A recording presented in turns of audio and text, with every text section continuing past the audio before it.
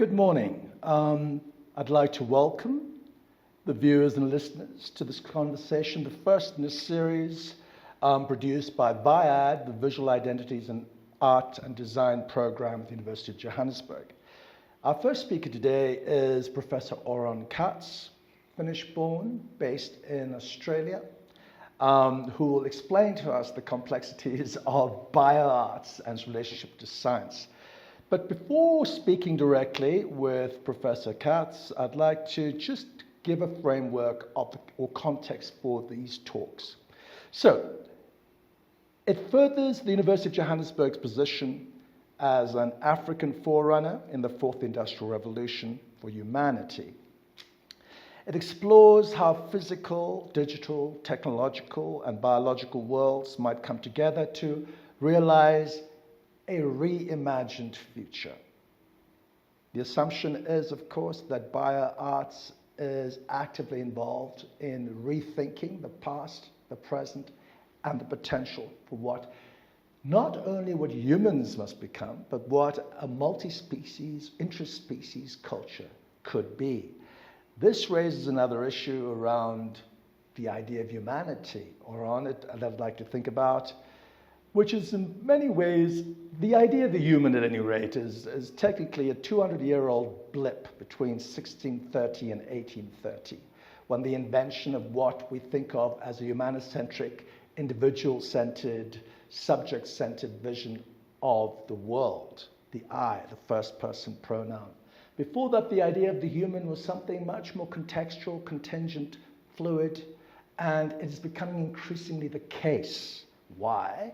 Because in the lecture you gave recently, I was struck by Noah Novel Harari's quotation that you had on your screen. Why? Because the argument he made is that it is the Industrial Revolution that produced the focus on the mechanical. And it's the Industrial Revolution that produced communism and liberal humanism as social forms of being, social, cultural, political, economic forms of being. So what struck me about that idea is living now in 2025 at a very different moment in history in a post-industrial world and what we call a fourth industrial world. What then is the relevance of liberal democracy? What is the relevance of communism? More importantly, how has humanity changed over the spectrum, say, the last 400 years, using the Enlightenment project to the present moment, let's say the 1800s to the present moment? How has it changed and where is it going and who are we right now, actually? Could you please help me from your perspective? All right. Thank you so much. So, yeah, it's really great to have this conversation with you. And thanks for inviting me to share my thoughts. I'm not a political scientist. I'm not an historian. I'm a humble artist, but I've been working with really the way in which our relationship to the idea of life is shifting and changing, and that obviously applies and in a sense, not just human life, but obviously we can't escape from the human. What we've seen in the last few hundred years is obviously a shift away from, especially in kind of the Western world, from a religious point of view, a point of view that everything was done and everything in this world is here for us humans to have dominion over, to a much broader idea, and it's fluctuating. I'm working currently on a project which actually looks at kind of Victorian attitudes towards life, and what I'm finding really interesting is that this way in which we fluctuate from ideas of nature is here for us, for our purposes, and it can be referred to as Prometheanism, and I'm sure we'll come back to Prometheus later in the conversation, this notion that we were given this world for us to exploit and use in whatever means we want, to obviously realization that many forces of nature are far stronger than us.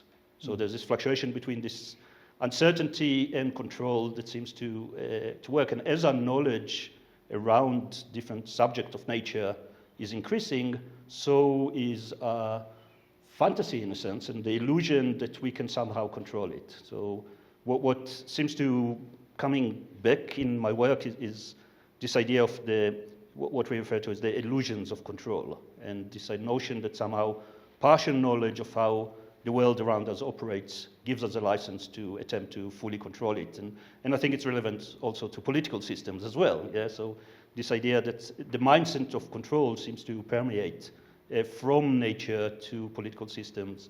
And my work actually rarely deals with the question of the human, but it's always in the back of the mind that whatever we choose to do to other complex systems, and if history taught us anything, we also would try to do it to ourselves. Thank you for that very clear introduction. The number of issues you brought up, the worrying thing is that religion is returning with a vengeance. Yeah. Okay. So there is a crisis about the validity of past value systems and the need to hold on to them. Yeah. So, for example, you have the rise of nativism, parochialism, and technically bigotry and fascism as the drastic fallout of that condition.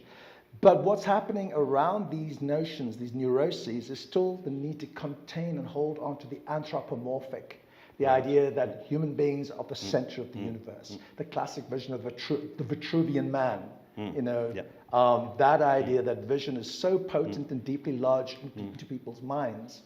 And then, interesting, through proxy with religion, because we are the children of God.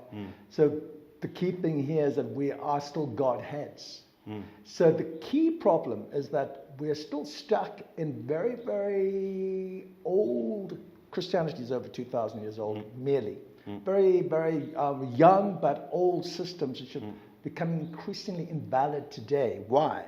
Because you can't think of the human in the way that you used to do. You have now a society that's become increasingly vulnerable, as you put it, a society more aware of an interpenetrative condition for being, a greater fluidity, a heightened awareness to be a part of a greater cosmology, planisphere. So it's in this context that you, as an artist, and I find it intriguing, Oron, that you use that amongst your many, many names, artist, researcher, designer, curator, that you emphasize the notion of art, because art, in many ways today as well, is a changing world. I think about Damien Hirst's early work, with the decomposing meat and the flies. Experiments in the 1990s when he was actually using laboratory forms to basically expose the decompositional nature of things, that matter mutates perpetually. And yet art, traditionally, conventionally, holds on to the idea of the immemorial, the idealized, the fetishized, the perfected. So the art that you are actually practicing in the context, let's say crudely, of a laboratory, science-centered space, is actually altering radically and fundamentally what we conventionally think of as art making itself. Could you please just discuss that a bit more? Yeah, all right.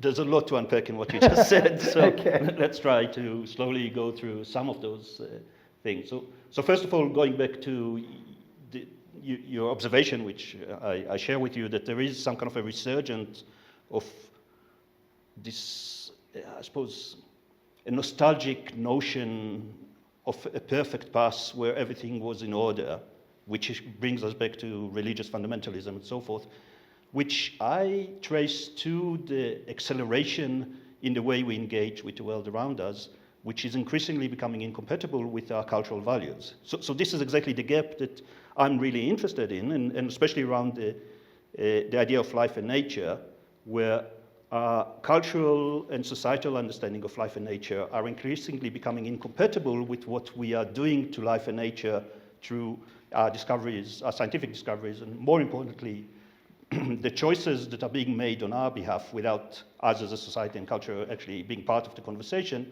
in regard to what we do to life and nature. Yeah, so everything from, we've seen it with the resistance to genetic engineering, for example, which came about it's actually, in many cases, and quite a lot of research indicates, actually people who are more literate are more concerned about the impact of genetic engineering because of the way it assaults our understanding of our place in the world and the place of life in general in the world. And that would kind of the response to that is usually kind of, all right, let's go back to the times where things were simple. And we see it happening all over the world. And going back to this idea of control, it happens at the very same time that it seems that our technologies of oppression and control are becoming so much more pervasive and hidden and creating the sense that it's a really easy thing for politicians to tap into, the anxieties, while pointing the finger at the wrong direction in order to generate support to their obsession of control of us. So that's one thing. The other thing is that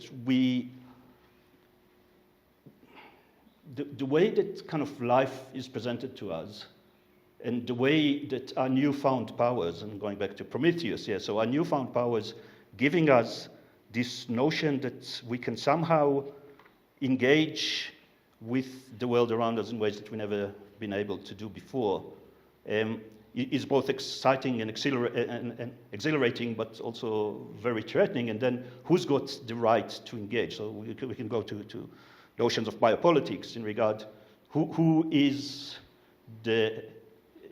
are the forces that actually makes those decisions in regard to where we're going. So as an artist, and the reason why I emphasize the fact that I'm an artist, I was actually originally trained as a designer, and going back to your previous question, design is another product of Industrial Revolution. Design didn't exist before the Industrial Revolution, especially I've done industrial design, product design, which are products of that, and they can't break away from it. All of the attempts to try and break design from that industrial complex is futile, because this is a product of it. So I rejected design to a large extent, because my interest was always about pointing the finger at areas that I feel needs more cultural scrutiny. The methodology that I developed, which is where I suppose the question is also coming from, which is not a traditional artistic methodology, was by direct experiential engagement with the very same technologies and methods of manipulating life. So it wasn't me coming as an artist using traditional representational techniques in order to highlight those issues. I feel that's not effective in the context of what we're trying to do. But actually go into the lab and engage with the manipulation of life and present the manipulated life as an art form, and which is kind of an interesting thing, where my media is both the subject and the object of my artistic investigation. So trying to avoid those layers of representational, either traditional or even new media form of representation, in favor of the presentation of the actual objects of discussion and the subject of my interest. So and that generated a lot of tension within the art world.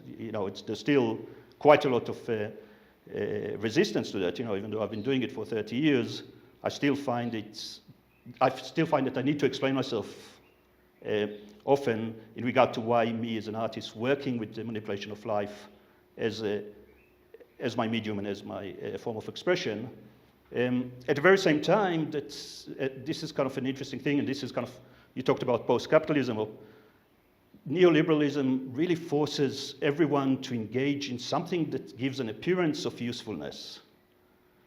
And art, I would like to believe, or some aspects of art, is the last bastion of being able to engage in failures and critique, but in many cases, just by the fact that I'm working with those techniques and with the manipulation of life, people think that by doing so, I'm necessarily engaging with it in a positivist way, while kind of not really engaging with the criticality of the work itself. So it is kind of a bit of a conundrum that I'm constantly needing to engage with, because art also has the power of art comes from its ambiguity. I think that, which, it's both a blessing and a curse, in the sense that as an artist, I'm not interested in telling people what I think about different things. I want to put them in a position that their views are being challenged. This notion of making strange, which was very prevalent in the art in the 20th century, is something that I would like to continue with, basically, but not making the everyday strange, as much as showing how strange what's happening within the realm of the engagement with life that is happening usually behind closed doors, and bringing it out and reporting from the lab, which is, right, let's put it this way.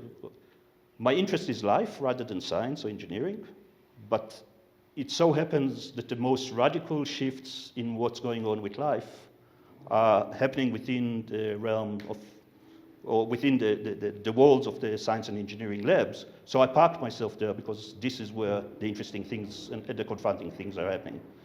And I go and use, I don't really think I developed anything new. I recontextualized. I basically went to the lab, worked with the technologies. Some of the technologies are 100 years old, but they were not really exposed to the public. And by recontextualizing and putting them, and again, putting the actual objects rather than a presentation of it within the cultural context, I then generate a very different kind of conversation. And art is the only place where it can be done. This, to pick up on all your extremely important and vital points, the key debate here lies in the idea of life. Yeah. Because if art traditionally is conceived as allusion and illusion, as an exercise in mimesis, for example, an impressionistic representation of the Seine, of something like that. Or you go further back to where it's close to sciences in the work of, say, Jericho, The Raft of the Medusa, where he basically went to mortuaries and analyzed bodies, dead bodies, and that goes all the way back to the beginnings of classical drawing. The science-art complex has been very, very connected for hundreds of years. Then you have figures, for example, like Damien Hirst, who pick it up in the 20th century. But most people remain absolutely averse to those exposures of the tight links between life and art. This is, however, the core of the work that you're doing. You say you're not interested in presenting the representation, but the object itself. That in itself is a key distinction and tells us that perhaps as we move forward, that so-called art will become so deeply enmeshed in life forms, in matter, in their bacterial, organic, viral, physical conditions, that we will not be able to separate, as we have for centuries, the idea of what is an artwork and what is science. So that's the one thing. It's not so much the collapse, but the changing fabric, because art and science were in cahoots for a long time. The changing fabric, the changing dynamic, to understand where you position yourself now is something that interests me a lot. The other thing is the issue about design, because it's a key practice. Design is essential to the world, and today we've actually found the collapse of design and art. The dichotomy no longer pertains, but it's one of many dichotomies which are less and less relevant as we move forward. Others are collapsing like dominoes, and heightened interpenetrations, say, between biology and art is accelerating. What does that mean in the long run? You mentioned biopolitics. The first figures that I'm aware of who were concerned with this particular concept were Agamben and Foucault.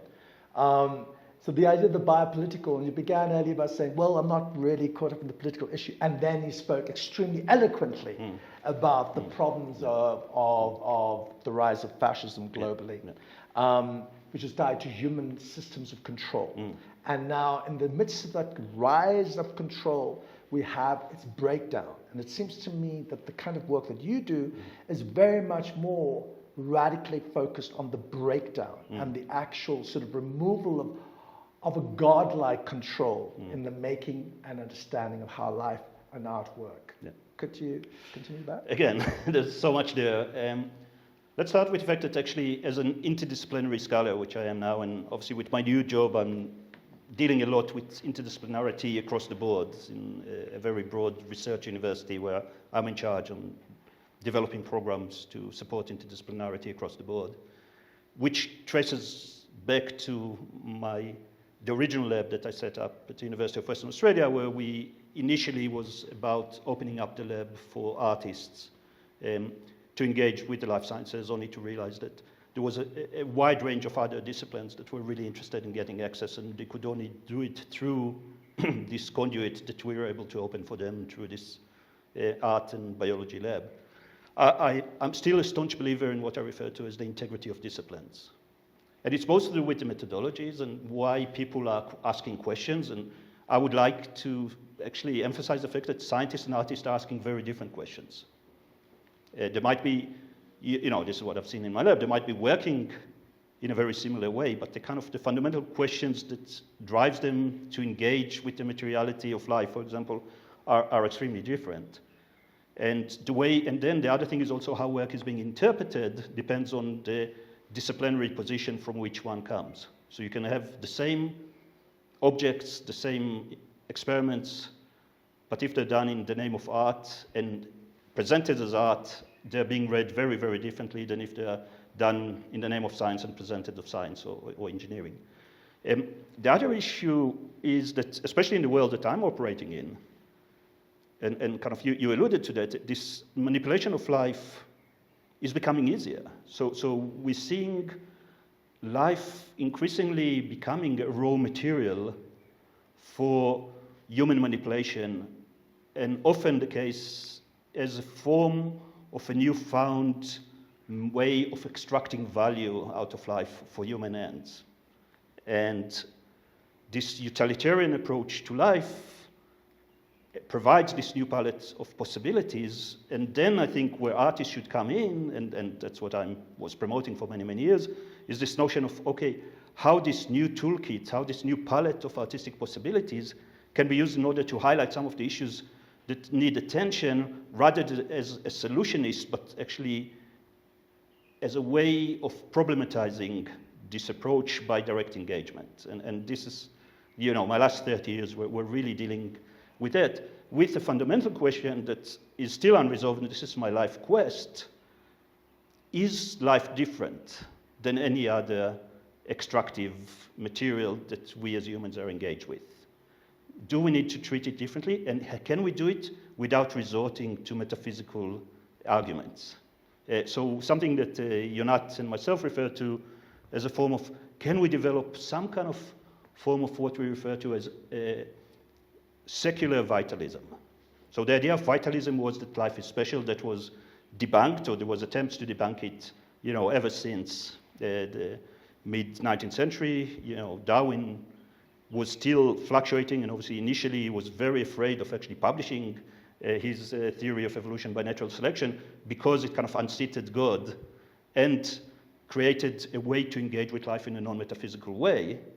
But do we need to find a way to think about life differently and think about the fact that whatever form of manipulation of life in order for human ends should be questioned in very, very different way than we look at the manipulation or extraction of value from other natural resources. The number of things that I wish to pick up on here is a very lovely formulation, secular vitalism. And when you mentioned that, I immediately thought of Bergson's notion of élan vital. But the key idea about it's because it's tied to the idea of the microbial, the molecular movement, that things are not fixed. So that vitality in that world that you are trying to express is connected to that. But the interesting thing is here, when you mentioned early on, we discussed the pervasive need for control in the world and the rise of totalitarianism. It's a hermetic idea. It's a sealed world, contained world. It's an absolute world.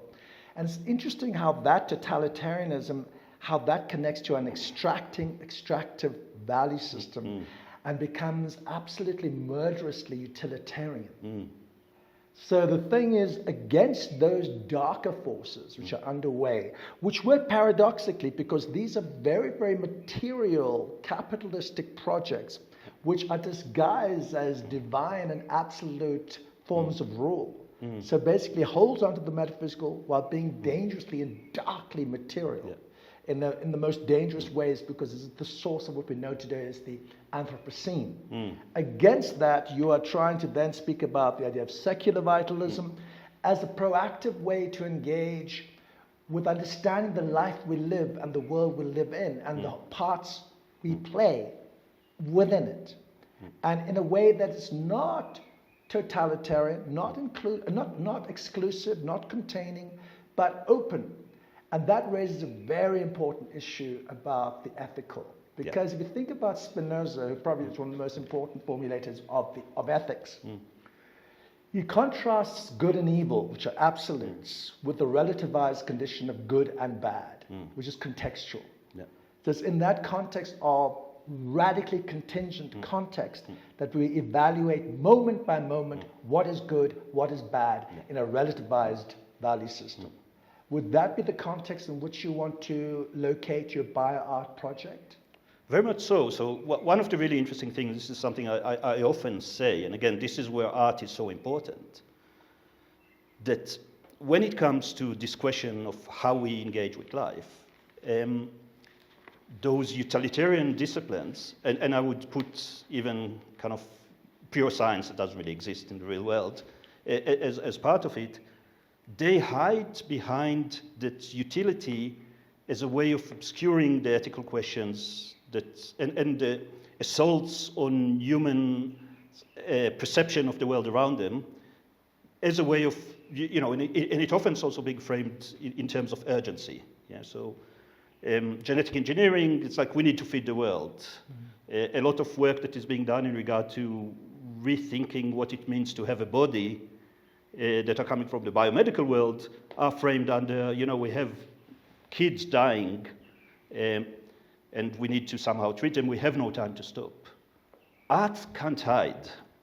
There's nowhere for art to hide because it has a function of raising issues, but not the utility of being useful. Yeah? So when you do the very same things in the lab like scientists, but you put them within the art context, all of those guards and protections that are coming from the fact that this is where it goes to kind of utilitarian ethics. Art can't engage with utilitarian ethics because art is not utilitarian, and therefore it distills the essence of the issues that needs to be discussed in a way that no other discipline can do. Even though, recently, and I've seen it with quite a few of my colleagues, they're being co-opted into giving a perception, and even with my own work, they're being co-opted into giving a perception that some kind of a discussion is taking place, while actually it's being used as an instrument to push the very same knowledge systems and technologies without any rigorous ethical conversation around them. So yeah, I do position myself very much in the forefront of questioning the ethics, not necessarily prescribing it. And I think, again, art can deal with dissonance better than many other disciplines. And, we all exercise hypocrisy in regard to our relationship to other living systems constantly.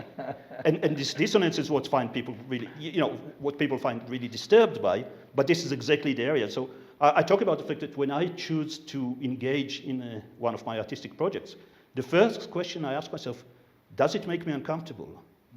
If it doesn't, there's no point of me engaging with it. I'm attracted to those zones of discomfort exactly because I think those are the zones that need more attention. And I hope that I would never be desensitized to that. Yeah. So this idea is that I'm constantly would like to feel disturbed, but the methodology that I developed was that of being implicated. I can't take the higher moral ground. I can't say, oh, look at those evil scientists that are doing this nasty stuff to life. It's like, I'm doing it. But I'm doing it for different reasons. Right. But I'm implicated within that project, from within, and with me doing things that I find uncomfortable. And I hope that the audience would find it uncomfortable. My art is never warm and fuzzy. Right. Yeah. This idea of dissonance, that I'd like to start there, because here you reminded me of Desiderius Erasmus, whose key formulation, the non-positional. The non-position would be a way to actually explain or give context to how you refuse to allow your position to be named and placed, controlled, and explained. Yeah. So it's that non-positional space. And then you also brought up the importance of, let's say, European modernism, defamiliarization, alienation in the art world, and obviously the obvious examples here are Duchamp. So the thing is making the world strange to allow us to see it more articulately and more acutely. Yeah. And the interesting thing here is that if art does not make you uncomfortable, why is it important? And so it's interesting because right now, as we spoke earlier on about the return of religion, If you look at the toxic argumentation of Alain de Botton, who argues about the need for the consolatory and the therapeutic, that art's role is still to appease, to pacify, to ease, to calm, people down. It's basically a panacea or a palliative. You're saying art's radical position at the moment is that it forces one into spaces of unrest, self-inquiry, and asking oneself about one's own ethics. And I do like the argument you've made that ethics is not a fixed state. It's relative and it shifts all the time. We don't hold permanent positions about anything. As Ralph Waldo Emerson would say, consistency is the hobgoblin of small minds. So that the thing to be watched out for is that absolutism. And I think the entire practice that you and your life partner, am I correct, and professional partner, Yonat Zur, would share your point of view. And she says the following, that once she began to work with life, already interesting formula, work with life. Once she began to work with life, the idea of representation became a secondary thing, which is what you've also said. And the phenomenological experience of being able to mess with life and what it entails, that easiness was very strong. So this whole idea of one messing with life, well, life is a mess. Exactly. So it's a mess working with mess. That's the one thing. And the idea is the joy and the thrill and the wonder and also the anxiety and crisis that comes from this level of engagement, of exploration, seems to be at the forefront of what it is that both of you are trying to do and achieve.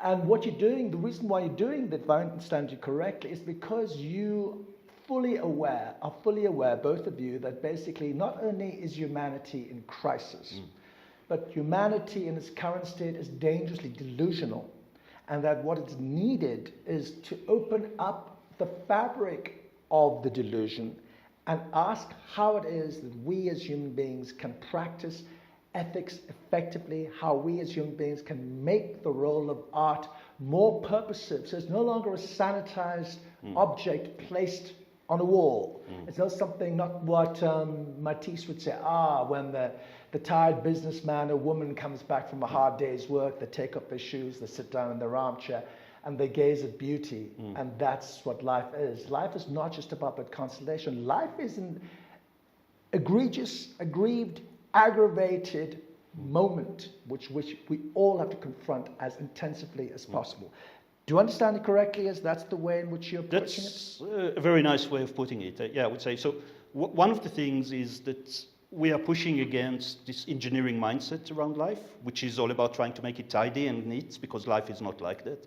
There's a really interesting thing that happened in the last 20-odd years with the birth of synthetic biology. So I just kind of maybe segue a little bit, but interesting enough, so when you think about the history of recombinant DNA and genetic engineering, so which started in the 1970s, which was actually quite interesting. In 1975, there was, whereas they were starting to realize that they can start to basically move genes from one organism to another and start to engineer life, there was a very important meeting that took place in Asilomar in California, which the top scientists in the field invited other scholars, lawyers, journalists, and ethicists to discuss where the future of this field might go to, with the understanding that they might open a Pandora box that would be really hard to shut if they're not kind of setting up some guidelines around them.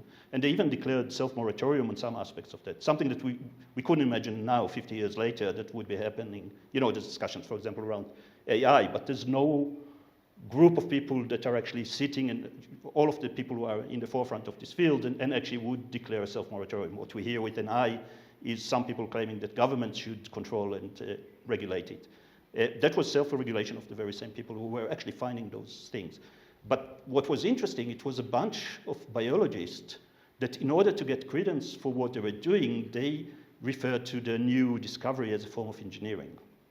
Then 30 years later, engineers started to seriously move into biology, and they decided to call their field synthetic biology, not engineering, because they needed to get the legitimacy of the biologists rather than that. But the interesting thing with synthetic biology, it was really driven by people who were trained in electrical and mechanical engineering. And they thought that they can just apply their engineering principle of working with the systems that they developed and impose it on biological systems.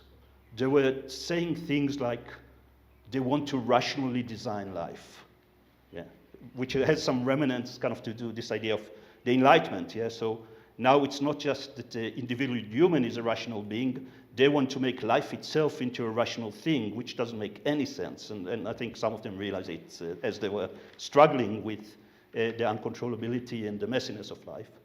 They were talking about evolution being a tyranny. They were talking about removing the noise from life. They were basically talking about making non-life out of life in order to extract the outcomes that they were interested in.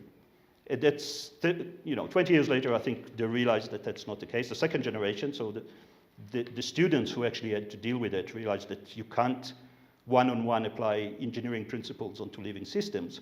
But within the public imaginary, it still exists. This notion, the Human Genome Project also played a very important role in playing this notion that somehow we have a blueprint for what life is and what human life is. And if we only read the instructional manual, which is embedded in our genes, we can somehow be able to solve all of the problems associated with it. Life doesn't work like that. And I think this tension between this resistance of life to being controlled and the very strong engineering principles that are now driving a lot of the application of the knowledge about life is something which is a constant back and flow. My concern is, though, again, goes to mindsets that even though the people in the forefront of the field are totally aware of the limitations of what they're doing, the public is not.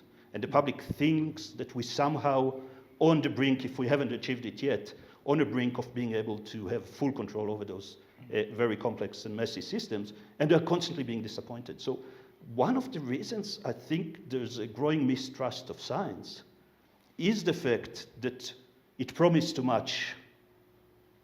It played the game of, in order to convince us as taxpayers and governments, as the distributors of taxpayers' money and private investors, that our level of control and our level of mastery over life is so extensive that we'll be able to cure everything, we'll be able to deal with issues around food production, and it doesn't happen. And then people say, hey, you promised us all of this stuff 20 years ago, where is it? Right. Why should we invest in you? J.D. Vance is talking about the fact, he talks about the crisis of reproducibility as a reason to defund science, rather than as a reason to support more research. Mm-hmm. And he's playing into this mistrust that came from those exaggerated, unrealistic expectations that it wasn't so much the scientists, it was the whole PR machine that universities and research institutes and then startup companies were pushing towards this illusion that we somehow have this dominion on nature that, going back to religion, was promised to us, 2,000 years ago, or actually if you go to the Bible, 3,500 years ago, yes, that we have dominion over nature and just have to find a way to master it. And it seemed like, come 21st century, that we are there, but we're not even close, and life is constantly pushing back. One thing that I often hear and often say in the biological lab is, life is a bitch. Mm-hmm. It's not going to yield. Life would always find a way to escape your attempts to control it. It's interesting to pick up on this last set of focuses. I want to start with an earlier argument you made about believing in the integrity of disciplines. Yeah. Okay, so there's a certain monadic idea, a cellular hermetic concept that things can't be separable. But then you talk about the problems of self-regulation, and you talk about the fact today you don't have that integrity of disciplines. In fact, you have a lot of camouflage, dissimulation, lies. Because, for example, they talked about how the role of synthetic biology being a concept conceived by engineers. So it seems at this stage in the game, what's happening is that different disciplines are overlapping and using each other's practices. The question is, to what ends? Now, I don't want to just be a dystopian and say, oh my goodness me, the practice is dark and the future is dark. But there's a strong realization that that could be the case.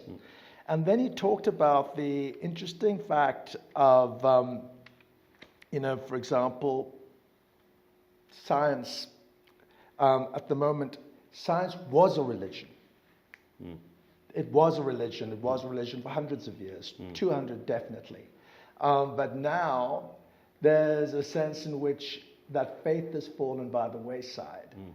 Worse, that faith has been replaced more virulently and pestilentially by bad faith, which occupies and interpenetrates all disciplines. So that now the whole notion of absolutes, right and wrong, good and evil, are collapsing. Nobody knows what truth is. And then, is this where art, especially in its sort of radical forms that you practice, is an attempt to intervene and intercede in a moment of terrifying relativity, a moment of untruth, a moment of lies, in which art can reveal what life has always been, but certainly what it must be now. Would that be it? Yeah, I don't know if reveal is the right way. Art can indicate towards where we should pay more attention in order. But it is interesting, and as you were talking, actually, I was thinking about, I had a series of works that are really engaging this notion of humility. So, interesting enough, when the engineers were debating how they should call the new field, which was to some extent a rebranding of genetic engineering with a very strong engineering kind of principles and mindsets, another term they were playing with was intentional biology. And I really like to annoy synthetic biologists by talking to them about deep time and intentionality.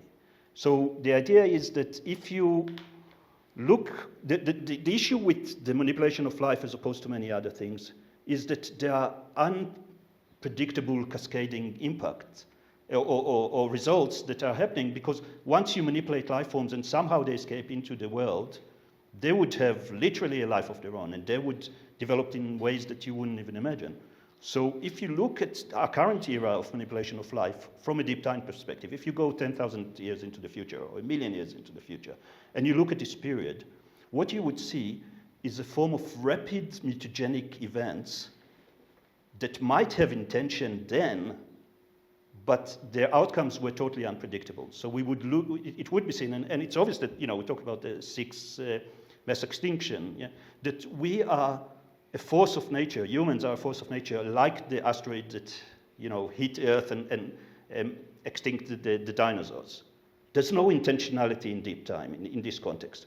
We're trying our best to do things that would serve us now, with no understanding that actually the cascading impact of that through time would have no resemblance to what we are predicting and hoping to happen.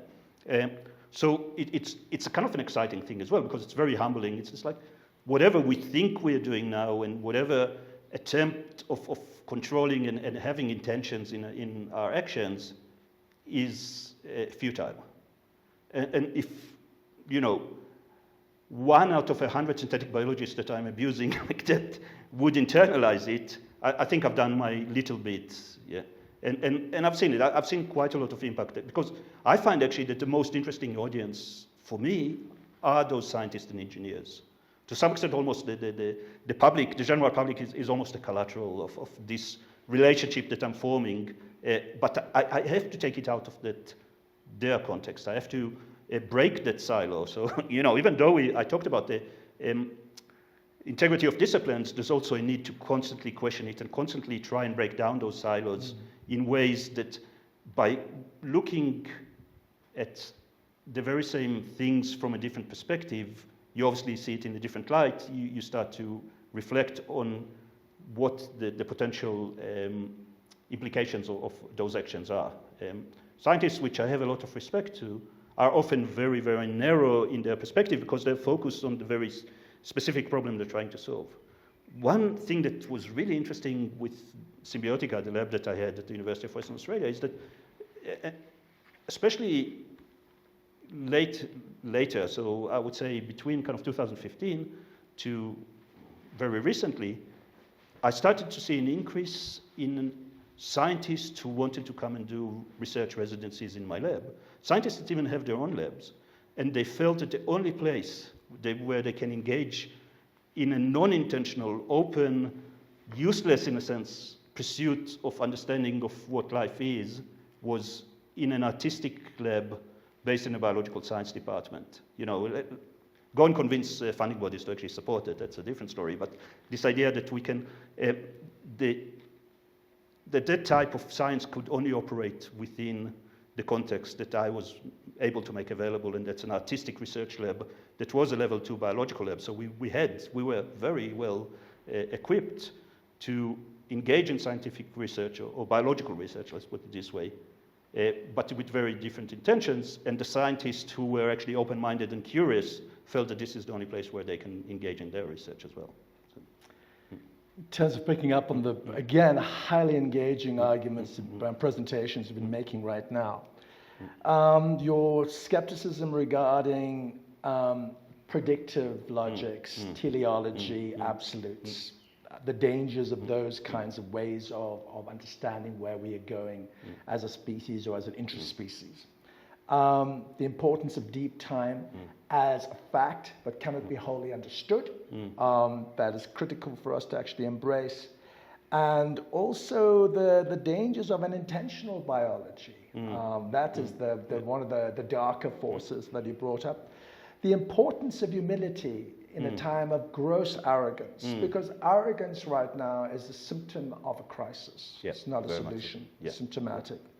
And then I kept hearing Samuel Beckett, and he talks about the importance of failing better. Yeah. And I was thinking, there's a nice sort of logo for Symbiotica, you know, in terms of the whole idea that what you're trying to do is not find solutions, but penetrate the problems of living. Yep. And whatever manifests itself is, the reveal is not the word you want to use, exposes the state of being that we are in at any given moment. What you said also finally about the scientists wanting to work in your lab is precisely because what you embrace or valorize is the non-intentional and the useless. Of course, the useless can be thought of as disingenuous because it's not really about being useless. It's just not about being exploitably useful. Yep.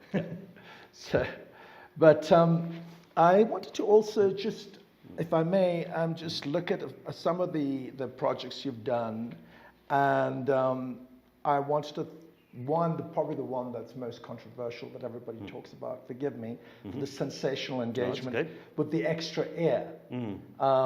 Could you please tell us what's going on there? Okay, that's a really interesting project because Yonat and I made a very deliberate decision very early in our practice to not engage with the human directly. The reason for that is because we felt that the fundamental question around life is what we're interested in rather than the human life, and we always were striving to find places where we don't have a ready-made response to what's going on. And when it comes to the human, there's people have already a response, regardless if it's relevant or not. People would have some kind of a ready, what we refer to as the path of least resistance engaging with our work.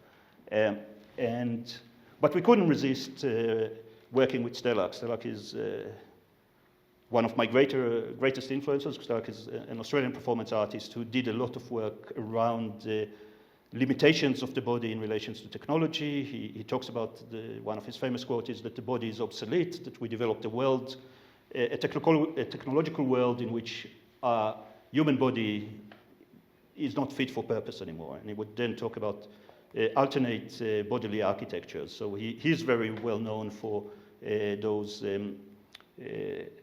stretch skin performances where he would actually hang himself from hooks in order to try and revisit the architecture of the body. And he and I actually had a conversation which actually was the one that propelled me to where I'm now, back in 1995 or 1996, where we were both exposed to an image of a mouse that had a human ear growing on its back. And our responses were quite different. From Stellak's perspective, and it's very obvious, that was a great examples of kind of the shifts in bodily architecture and how it can be modified and changing. You know, he had things like third robotic arms, but that was a biological augmentation that he was very interested in doing. Initially, he wanted a third ear attached to kind of the side of his face, and then he realized that might be too problematic, and he settled on trying to get an ear grown on his arm. So in 2003, when he approached us again and said that we should find a way to make it happen, I wasn't that interested, because our work, first of all, wasn't engaging with the human body, and secondly, wasn't interested ever in introducing three-dimensional tissue sculptures back into any body. The idea was of them standing alone as objects of partial life, or as we refer to them as semi-living. And we decided to create this collaboration, which was a really interesting one in the sense that we had two collaborative concerns meeting with one object. So Stelak developed his discourse in regard to, and for him it was a step towards the creation of the ear on his arm. And for our perspective, this idea of having an ear existing as an independent entity detached from a body was something that we were interested in doing. So we ended up basically three-dimensionally scanning his left ear, miniaturize it to a quarter scale, and then using human cells to grow that tiny baby-size ear, but it was a direct replica of Stelak's left ear, to be presented as this object of partial life. And we presented it in quite a few different contexts, always with the tension between those two collaborative concerns, when the two different discourses that took place around that very one sole objects of this tiny ear that was growing. We made a point of showing it living in galleries, and we basically kind of were trying to push it as far as we can. There was a really, and it proved us right in the sense of the response to that piece was very, very different than responses to most of our other pieces, in the fact that because we were using something which was recognizably human, because we were using human cells, because there was another discourse around attaching it to a living human body, which was Stelak's body, the questions around playing God played up way more than any of our other works. You know, we even, the work was selected for a very prestigious art prize in Melbourne, and it was an external committee that selected this work, and then the gallery had to deal with it, and they were freaking out. They couldn't engage with this. They were trying, and this is kind of an interesting thing with the way galleries operate. Obviously, they can't censor the work, so they were just trying to put as many obstacles as possible for us not to be able to present it, including asking us to commit that our work doesn't raise any ethical issues, which is a ridiculous thing for a gallery to ask an artist to do, especially the kind of work that we were doing.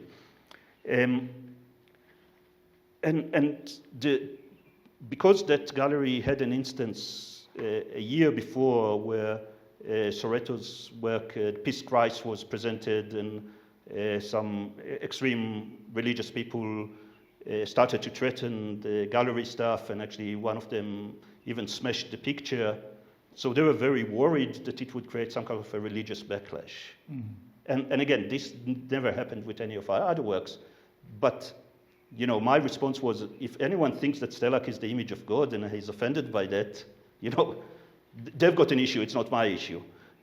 But long story short, we ended up reaching a compromise with the gallery. And the compromise was that we would use animal cells, mouse cells, to grow into the shape of Stelak's ear rather than human cells, which in my books, if I would be a religious person, I would find it way more offensive, but somehow that went through, and we ended up showing, in that instance, a human ear grown out of mouse cells, which worked really well for our discourse anyway. Yeah. The reason that, forgive me, I was being sensationalist, but that certainly is one of the most controversial bioart works that you've been engaged with. And the reason I brought it up is because I wanted to actually bring up the broader questions which are still pertinent now concerning what we were going to conclude our conversation with, which has to do with Frankenstein. And I want to now move to 1818, remembering, of course, that science and arts have been interpenetrating each other for a long time. And so Mary Shelley, at the age of 20, publishes her book Frankenstein. She wrote at 16. So she publishes in 1818, and there's a line from that book which really struck me last night, and I reread it. Nothing is so painful to the human mind than a great and sudden change. Now, the reason I'm bringing that up is because of the level of controversy that still persists and pertains to the work that you do. And I believe people's inability to actually accept change is the one issue. The inability to embrace the fact that the human is merely a component of a more complex, material universe. The obsession with the centralization and focus on the first person pronoun. Now, in Mary Shelley's work, of course, it's very much about mechanical engineering. It's galvanic, because basically what happens if parts of bodies are then suited to produce a new body and then galvanized, electrically animated. And obviously one of the processes that it develops is a consciousness, which of course is the root of the problem. Now, is this why people are so afraid of experimentation? Why humans hold on to much more traditional, regressive ideas of being, because they feel more safer, and that they look at experimentations like the ones that we just discussed, and they look at it with dread, with fear, with fascination, with confusion, certainly with unsettlement. And isn't that your point, that unsettlement is vital for human life? Yeah, so first of all, I can talk about Frankenstein forever. I organized a big festival around him in 2018 to celebrate the bicentenary. What's really interesting, with the quote you made, which kind of goes back to the how we started the conversation in a sense, this notion that this tension and this assault on our sensitivities in regard to life is increasing in a sense. So again, this kind of growing gap between our cultural understanding of life and what's happening to life. The really strange thing is that it's happening as a routine in labs all over the world. Me as an artist, and it is often the case, that people tend to shoot the messenger. People know it's happening, but they don't want to see it. They think that, going back to this argument, that they think that those scientists are doing it out of great intentions and therefore they're allowed to do it, but if an artist is doing the very same thing and presenting it as a challenge, as a provocation within a cultural context, the artist should be shot, not the scientist who did it. But this increasing challenge is what creates this backlash. And I would like to believe that what we're doing is we're trying to make sense of it. We are provocative. We are. I would like to believe that we're not sensationalists for sensationalist reasons. So we would often, especially in the early days, we would basically refer to as shock artist. That the only reason we do what we're doing is because we want to shock and because we are like. There was no other intentionality. There was no depth to our work because it was just for shock value. And my response is that if it shocks you, you maybe want to see why. It wasn't our intention to shock you, but if this idea of dismissing our work as being shock art, as a way of not engaging with it, that's a cop-out, If you feel disturbed by this, there's a reason for that, and try and figure it out. Don't just brush it away and say the only reason the artist is doing it, it's like, dick waving of kind of here, look at me, I can piss you off. That's not my interest. I never was interested in that. My interest was going into the lab, seeing things that I feel that need more attention and take it out into the world and getting people to engage with it. Shock art is not something that people would be interested in engaging with, and it's kind of being washed away. And in a sense, the Frankenstein story, going back to that, was also very shocking initially because it's considered to be the first science fiction story because it's the first time a monster is created through science and not through some metaphysical means. Right. Yeah, and this really shocked people in the sense of now we have this newfound power, or at least the newfound way of imagining our power over life around us, which doesn't need to resort to a godlike or monster-like or a creature that exists outside of nature. It's something that we are doing to other life forms just by our own intellect and understanding of how the world operates. And I think that was one of the striking things. And coming out of a brain of a 16, 17-year-old girl that was able to really hit it is something which is still amazing me. The other thing about Frankenstein, and this is kind of something that tends to be forgotten, is that there's often the way in which people read this as an allegory. It's about the fact that the creature became a monster where the creator ran away from it. I would argue actually that the creature became a monster where the creator didn't want to support it. So the moment that, for me, the most important moment in the book is where the creature sees Victor Frankenstein, the scientist, destroying his hope for good life by destroying the companion that he was working on for so long. But in that moment, this is the only moment where Frankenstein talks in the most, when Victor Frankenstein come up with the arguments as to why not to do it. I think this is the best lesson we can have. Because when you think about it, if the creature is standing for technology, and the technology becomes rogue and messy, then the technology, the creature, comes to the creator, to Victor, and says, make me a companion, and I'll leave you alone. Give me a wife, give me someone that I can engage with, and I would leave you alone, and I would go to South America and live my life there and won't disturb anyone. And Victor initially agrees to do it. And at the very last moment, after he almost finished the creation of the female companion, he repents, and then he's got a list of arguments as to why not to do it. And I think this is a really great lesson for us as we think about how we're going to solve problems that technology created in the first place. So if you think about the companion as technology 2.0, in some point Victor says, this very same mindset that created the original creature is not going to solve the problem if I'm just going to make it the 2.0 version of it. We need to think about it differently. And you know, Frankenstein is often being compared to the story of the golem. And the really interesting thing about the story of the golem is when Reb Lau, that created the golem, realized the potential of harm of the creature, he destroys it. So we can think about how we're going to deal with the problems that technology created at the very first place. Either go for technology 2.0, continue with the very same mindset that led us into the mess and hope that a second attempt would somehow solve it. And Victor Frankenstein have really good reasons as for why not. Or we can say, let's destroy it and start anew and actually have the power. You know, this notion of technological determinism, which really drives a lot of what we're doing.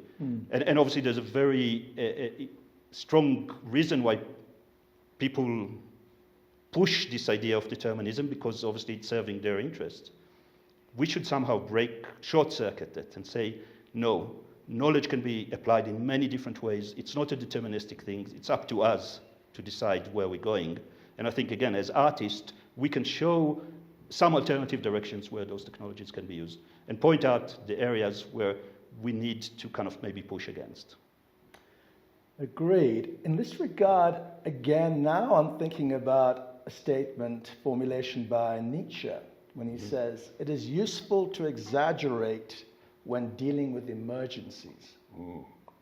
So if we're in a critical state, you know, and you could say we've been in that way for a long time, and that Mary Shelley's novel is written in a state of an emergency. Because why? Because what people forget is Dr. Frankenstein is the monster.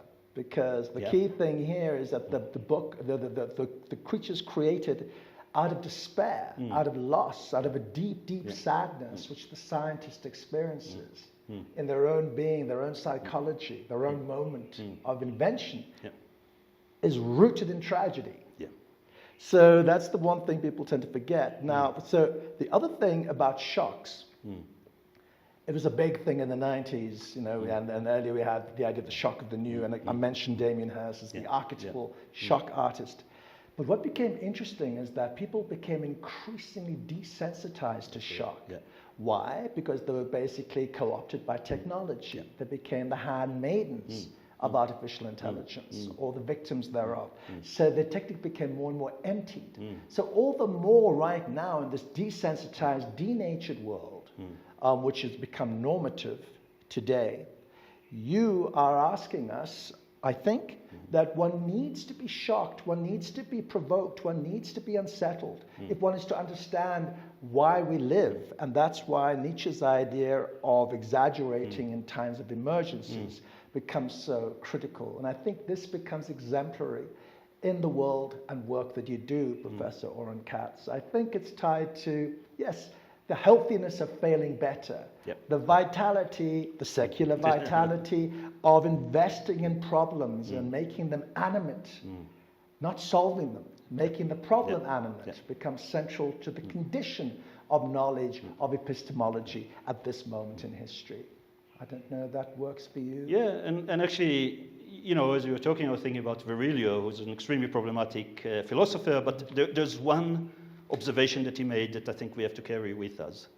He's saying every technology is an accident waiting to happen. And the more powerful the technology, the bigger the accident. So, exaggeration? I'm not sure, but... I understand. Every technology is an accident waiting to happen. Okay, I will remember that one. I think I'd like to close off, and myself, Ashraf Jamal, I'd like to thank Professor Oron Catts for engaging in extremely dynamic, vital and informative and enriching conversation, the first in BioArt's BioArt series. Thank you so much. Thank you. It was great. Thank you.